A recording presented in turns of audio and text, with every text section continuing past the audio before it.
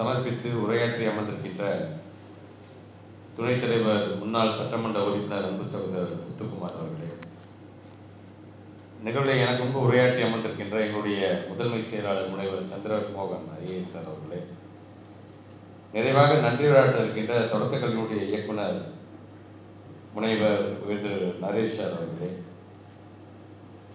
அரசால் நம்முடைய மாண்பு தமிழ்நாட்டு முதலமைச்சர் அவர்களால் நியமனம் பட்டவர்கள் சார்பாக உரையாற்றி அமர்ந்திருக்கின்ற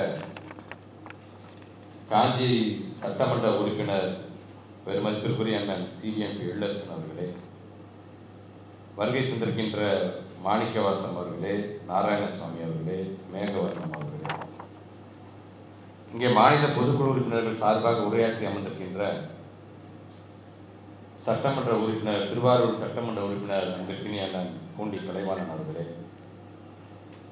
பல்வேறு பகுதியிலிருந்து இங்கே வருகை தந்திருக்கின்ற மாநில பொதுக்குழு உறுப்பினர்கள், குறிப்பாக தஞ்சை மாவட்ட ஊராட்சிகளுடைய துணைத் தலைவர்கள் SK முத்து அவர்களிலிருந்து பல்வேறு மாவட்டங்களிலிருந்து இங்கே வருகை தந்திருக்கின்ற அனைத்து உறுப்பினர்களுக்கும், கலந்து கொண்டிருக்கின்ற அனைத்து துணைத் தலைவர்களுக்கும், செயலாளர்களுக்கும், இணை செயலாளர்களுக்கும், மாவட்ட அளவில் இருக்கின்ற துணைத் தலைவர் அவர்களுக்கும், இணை செயலாளர்கள் அவர்களுக்கும், கலந்து கொண்டிருக்கின்ற என்னுடைய CEO Pugazhendhi sir, Vasanthi madam, Varalakshmi madam உள்ளிட்ட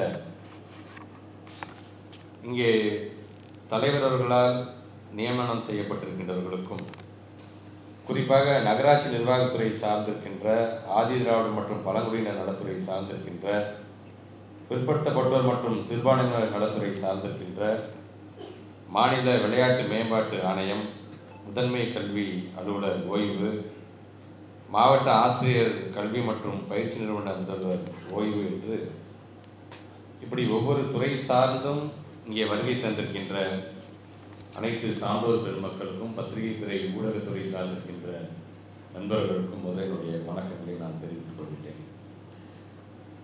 மிகவும் முக்கியமான ஒரு கூட்டமாக இன்றைக்கு பல்வேறு தீர்மானங்கள் 12 தீர்மானங்களை நாம் நிறைவேற்றியிருக்கிறோம். அதில் எங்களுக்கான ஒரு பெருமையாக, ஏன் ஒரு தலைவர் என்ற முறையில் எனக்கான பெருமையாக, இருமொழி கொள்கையை நமக்கு தந்த பேரறிஞர் அண்ணாவுடைய மாவட்டத்திலிருந்து ஒரு சட்டமன்ற உறுப்பினர், அனைவருக்கும் சமமான சமச்சீர் கல்வியை வழங்க வேண்டும் என்று சொன்ன முத்தமிழர் கலைஞர் அவர்களுடைய தொகுதியிலிருந்து, ஒரு மாவட்டத்திலிருந்து ஒரு சட்டமன்ற உறுப்பினர், இன்றைக்கு ஒட்டுமொத்தமாக இந்த உலகமே இன்றைக்கு பாராட்டுகின்ற அளவுக்கு, ஏன் பின்பற்றுகின்ற அளவுக்கு காலை உணவு திட்டத்தை இன்றைக்கு நம்முடைய தமிழ்நாட்டு முதலமைச்சர் வழங்கியிருக்கிறார் என்று சொன்னாலும், வாடிய பயிரை கண்டபோதெல்லாம் வாடினேன் என்று சொன்ன வள்ளலார் அணையா ஜோதியாக இன்றைக்கும் அங்கே அந்த உணவை வழங்கி கொண்டிருக்கின்ற அந்த மாவட்டத்தின் சார்பாக வருகை தந்திருக்கின்ற சகோதரர் முத்துக்குமார் அவர்கள், இப்படி அனைவரும் ஒன்று சேர்ந்து ஒரே குறிக்கோளுக்காக, சமுதாயம் என்பது வளர வேண்டும், நல்ல விதத்தில் வளர வேண்டும். ஆக அதற்கு முக்கிய காரணமாக இருக்கின்ற துறை பள்ளி கல்வித்துறை. மற்ற துறையை பற்றி எனக்கு தெரியாது, ஆனால் இந்த துறை மட்டும்தான் அரசியல் கலக்காமல் இருக்க வேண்டும் என்று நான் நினைக்கக்கூடிய ஒரு துறை. அதனால தான் இன்றைக்கு ஏறத்தாழ இந்த 4 வருட காலத்தில் நம்முடைய மாண்பு தமிழ்நாட்டு முதலமைச்சர் 67 வகையான திட்டங்களை தீட்டியிருக்கிறார் என்று சொல்லும் பொழுது, அதெல்லாம் வெற்றிகரமான திட்டங்களாக இன்றைக்கு செயல்படுவதற்கு காரணமாக இருப்பவர்கள் உயர் அதிகாரிகளோ, அமைச்சர் பெருமக்களோ, அல்லது தலைவர்களோ, துணைத் தலைவர்களோ நாங்கள் மட்டுமல்ல. களத்தில் நின்று இதையெல்லாம் பார்த்து கொண்டிருக்கின்ற எதிரியா வந்திருக்கிற நீங்கள் ஒவ்வொருவரும் தான் என்கின்ற அந்த விதத்தில் தான் உங்கள் அனைவரும் சந்திக்கின்ற இந்த ஒரு ஏற்பாடு இன்றைக்கு செய்யப்பட்டிருக்கின்றது. 12 விதமான தீர்மானங்கள் என்று வரும்பொழுது, நாங்கள் உங்களை கொண்டாடுகிறோம், நீங்கள் எங்களை கொண்டாடுகின்ற அளவிற்கான தீர்மானங்கள். இருவரும் சேர்ந்து பெற்றோர்களையும் ஆசிரியர்களையும் கொண்டாடுகின்றதற்கு அதற்கான நன்றி தெரிவிக்கின்ற ஒரு தீர்மானம்.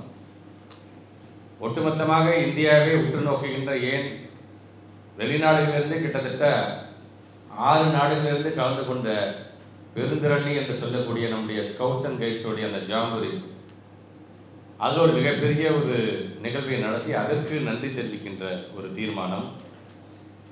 இப்படி ஒவ்வொரு தீர்மானம் வரும் பொழுது, இங்கே நம்முடைய காஞ்சி சட்டமன்ற உறுப்பினர்கள் சொன்னது போல நம்முடைய உரிமை பிரச்சனை சார்ந்த ஒரு தீர்மானங்கள், உயிர் பிரச்சனையாக இருக்கின்ற மொழி சார்ந்து இருக்கின்ற தீர்மானங்கள், அதை ஒரு அரணாக இருந்து எப்படி நம்மளை காக்குகிறார் என்ற விதத்தில் நம்முடைய மாண்பு தமிழ்நாட்டு முதலமைச்சருக்கு நன்றி தெரிவிக்கின்ற தீர்மானங்கள் என்று பல்வேறு தீர்மானங்கள் இன்றைக்கு வாசிக்கப்பட்டு உங்களுடைய கரவழியோடு இன்னைக்கு அது நிறைவேற்றப்பட்டிருக்குது என்று சொல்லும் பொழுது, இன்றைக்கு ஒரு வரலாற்று சிறப்புமிக்க ஒரு நாளாக, ஏன் சட்டமன்றமே அனைவரும் சேர்ந்து தமிழ்நாட்டு முதலமைச்சருக்கு நன்றி தெரிவிக்கின்ற விதத்தில் ஒரு மிகப்பெரிய வரலாற்று சிறப்புமிக்க ஒரு நாளாக, இந்த நாளில் நாமெல்லாம் கலந்திருக்கிறோம் என்று சொல்லும்போது நம்முடைய வாழ்விலும் அது மறக்க முடியாத ஒரு நாளாக அது கண்டிப்பாக அது அமைந்திருக்கின்றது.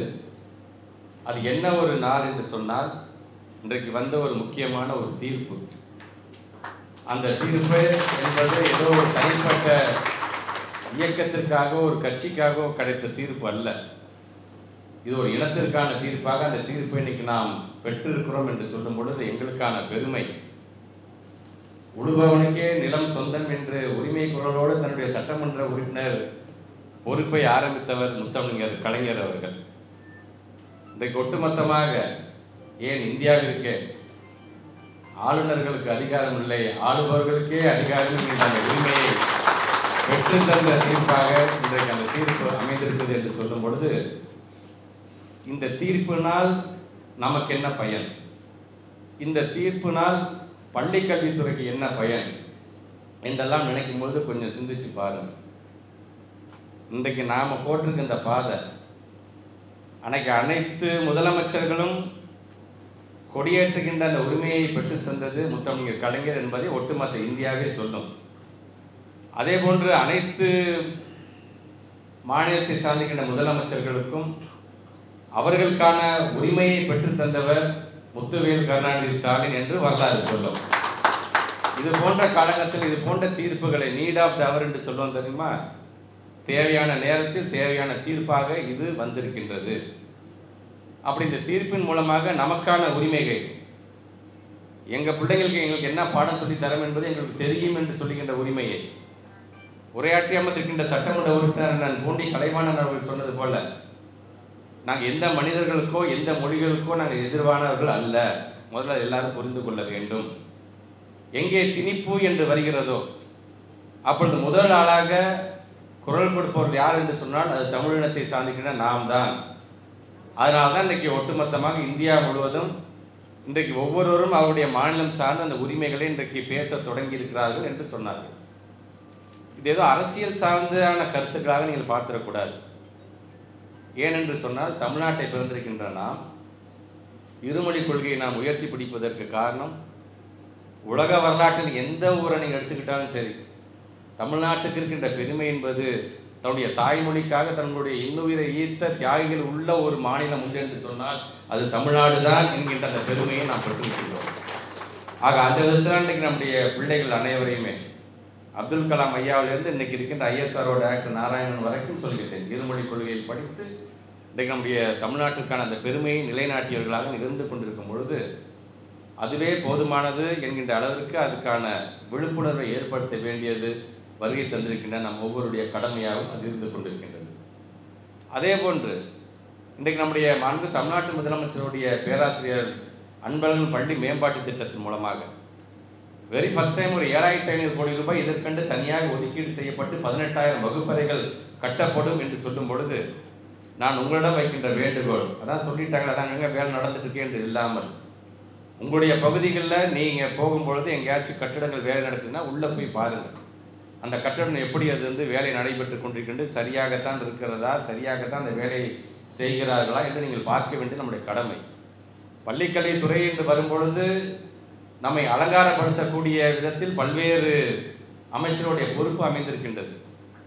அங்கே இருக்கின்ற நமக்கு ட்ரெஸ்ஸு போட்டு விடுறதுலேருந்து நமக்கு பில்டிங் கட்டி தரது, நமக்கு சாப்பாடு போடுறது வரைக்கும் பார்த்தீங்கன்னா ஒவ்வொருத்தர் ஒவ்வொரு அமைச்சர் அதை செஞ்சுட்டு இருக்காங்க. சமூக நலத்துறை சார்ந்து ஒருத்தவங்க செய்வாங்க, ஆர்டி டிபார்ட்மெண்ட் சார்ந்து ஒருத்தவங்க பண்ணுவாங்க, பிடபிள்யூ டிபார்ட்மெண்ட் சார்ந்து பண்ணுறாங்க. நம்மளை பொறுத்தவரைக்கும் நாமெல்லாம் ஒரு மாணவ செல்வங்கள் மாதிரி இந்த பள்ளிக்கல்வித்துறை ஒரு குழந்தையாக நாம் இருக்கும்போது நம்ம எப்படி பராமரிக்குது இந்த ஒவ்வொரு அமைச்சர்களும் அப்படின்னு பார்த்து நம்ம மகிழ்ச்சி அளிக்கிறோம். அதே நேரத்தில் அதற்கான ரிசல்ட்டையும் நம்ம கொடுக்க வேண்டும்.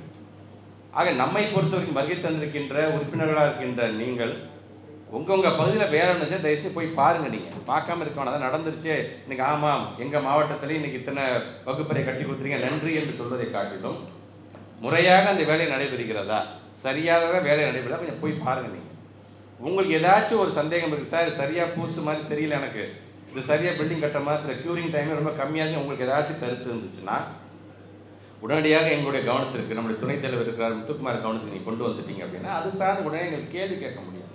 நான் கட்டக்கூடிய பில்டிங் தரமான பில்டிங்காக இருக்க வேண்டும்.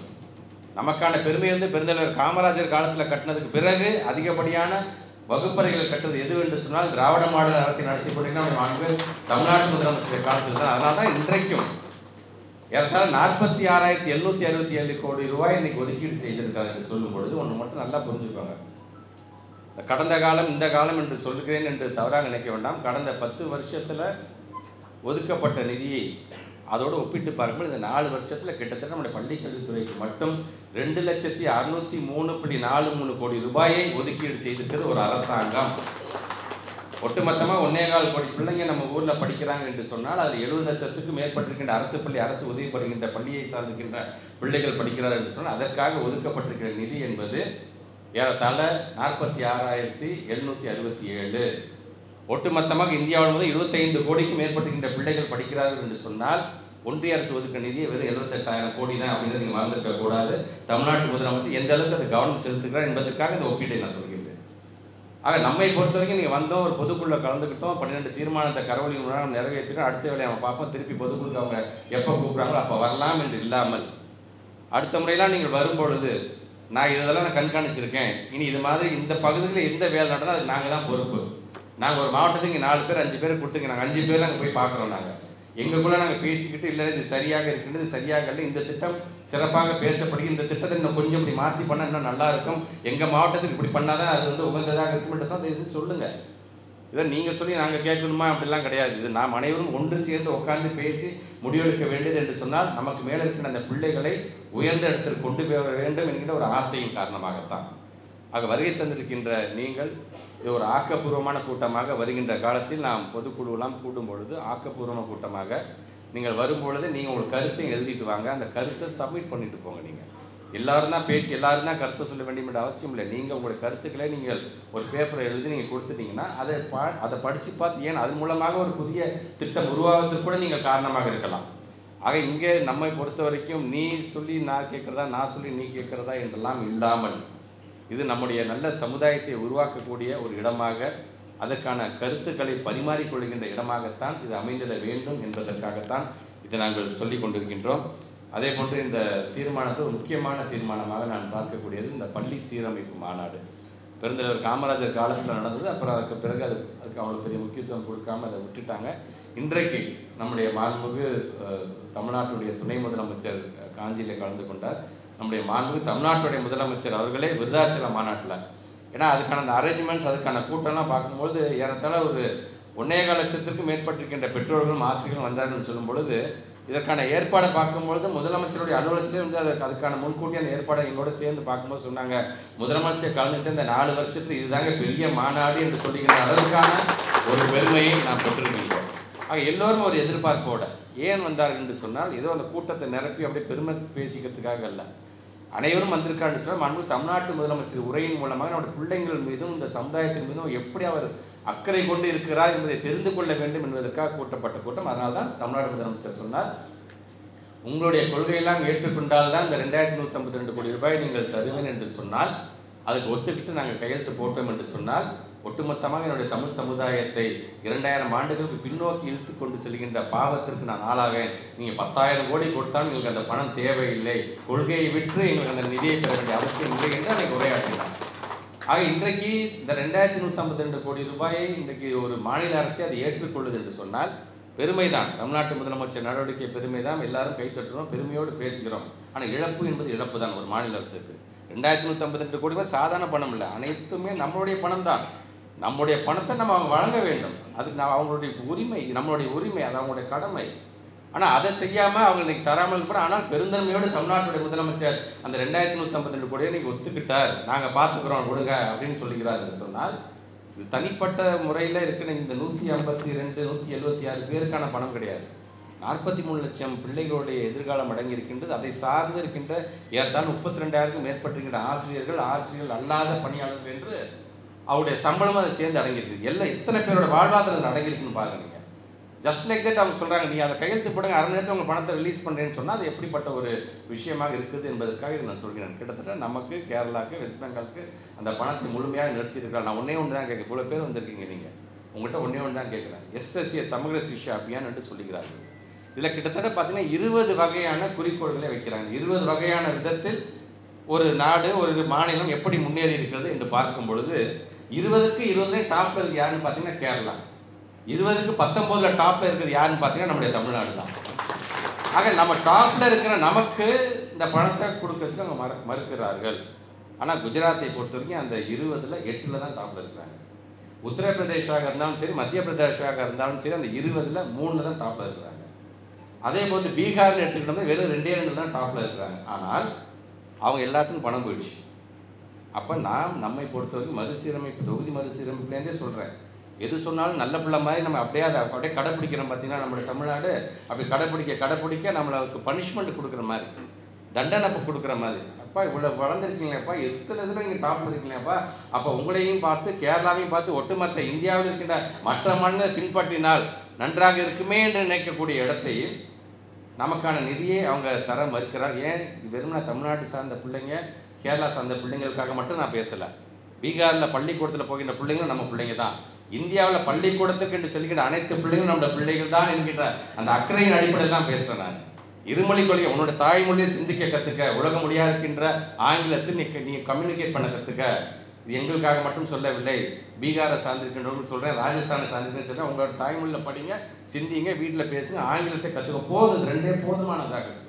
நீங்கள் இதை கற்றுக்கிட்டீங்கன்னா எங்களோட தமிழ்நாட்டு பிள்ளைங்கள, பீகார் பிள்ளைங்கள, ராஜஸ்தான் பிள்ளைங்க கையை பிடிச்சி கூட்டிகிட்டு வெளிநாட்டுக்கும் மற்ற மாநிலத்துக்கும் கூட்டிகிட்டு போய் உனக்கு நல்ல வாழ்க்கையை வந்து செட்டில் பண்ணி கொடுப்பான் எங்களுடைய தமிழ்நாட்டு பிள்ளைகள் என்கின்ற அக்கறையை தான் நான் சொல்கிறேன். நான் ஆக இப்படிப்பட்ட ஒரு துறையில் இன்றைக்கு இத்தனை பேர் பொதுக்குழு உறுப்பினராக நம்ம கலந்து கொண்டு நாம் பேசுகிறோம், விவாதிக்கின்றோம், இது சார்ந்த தீர்மானங்கள் நாம் தீட்டுகிறோம் என்று சொல்லும் பொழுது ஒட்டுமொத்தமாக இன்னைக்கு எல்லாரும் சொன்ன மாதிரி தான் இந்தியாவில் எல்லாத்துலேயும் ஒரு கல்வித்துறைகள் இருந்து கொண்டு தான் இருக்கின்ற. எல்லா ஊர்லேயும் பேரண்ட் டீச்சர் அசோசியேஷன் இப்படி செயல்படுகிறதா என்று தெரில. ஆனால் இங்கே வருகை தந்திருக்கின்ற உங்களுடைய கான்ட்ரிபியூஷன் மூலமாக நம்முடைய தமிழ்நாட்டிற்கான ஒரு பெருமையாக இருக்கக்கூடியது நம்மளுடைய பெற்றோர் ஆசிரியர் கழகம் என்ற அந்த பெருமை நமக்கு உண்டு. ஆக வருகை தந்திருக்கின்ற